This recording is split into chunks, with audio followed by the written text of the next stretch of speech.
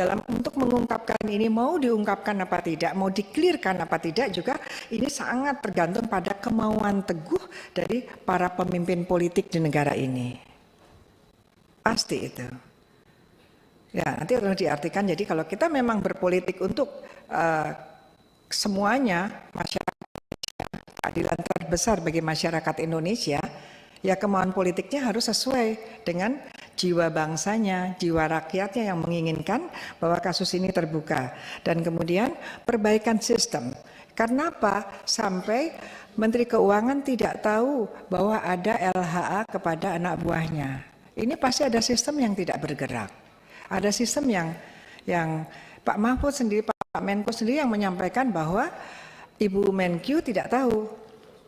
Ini sangat, menurut saya sesuatu yang sangat memalukan ya, sampai negara kita ini ada fenomena bahwa ternyata tidak tahu, tidak disampaikan, dan orang yang tidak menyampaikan itu tentu adalah satu bentuk kegiatan yang ilegal, yang melawan hukum, yang tidak sesuai dengan bahwa mereka itu adalah pelayan publik. Jadi ada masalah tentang pelayanan publik yang tidak proper, tidak penuh dengan integriti dan tidak profesional.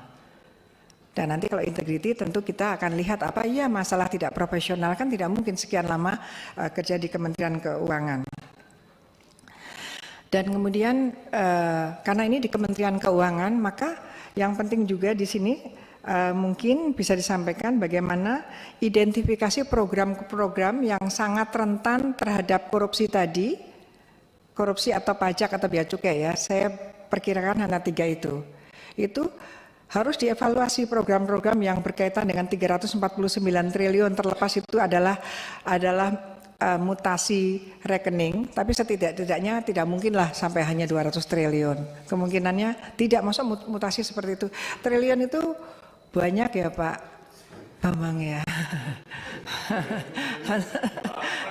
Banyak, karena kemarin untuk semester kedua ini adalah 200 triliun anggarannya.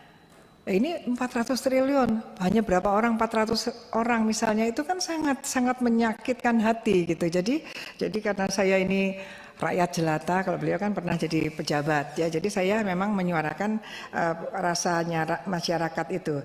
Jadi harus memang harus dalam hal pendekatan ini supaya tidak terulang lagi, harus betul-betul program-program negara yang melalui anggaran keuangan negara, Kementerian Keuangan Negara itu harus diteliti betul, terutama berkaitan dengan kewenangan Kementerian Keuangan, yang mana yang paling rentan dan paling rawan untuk dapat dilakukan korupsi, itu harus ditempatkan orang-orang yang betul-betul integritasnya bagus dan pengawasannya betul-betul bisa sangat serius. Jadi ini berkaitan dengan TPPU dan tindak pidana asal. Kalau saya tidak punya pendekatan yang tiga klaster itu, kalau saya tentu berbeda.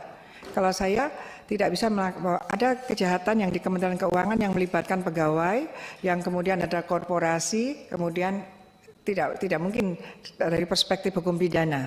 Jadi kami hanya melihatnya bahwa ada anggaran negara yang harus ada satu kegiatan yang harusnya masuk anggaran, masuk keuangan negara, tetapi kemudian tidak. Nah itu adalah ada kehilangan uang negara. Dan kita harus mencari ini perbuatannya apa dan siapa pelaku-pelakunya.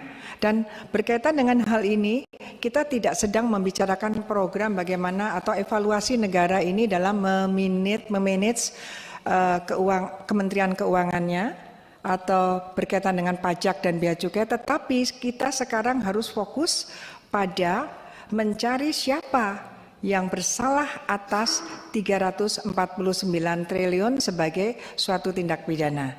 Mungkin sementara seperti itu. Terima kasih. Wassalamualaikum warahmatullahi wabarakatuh.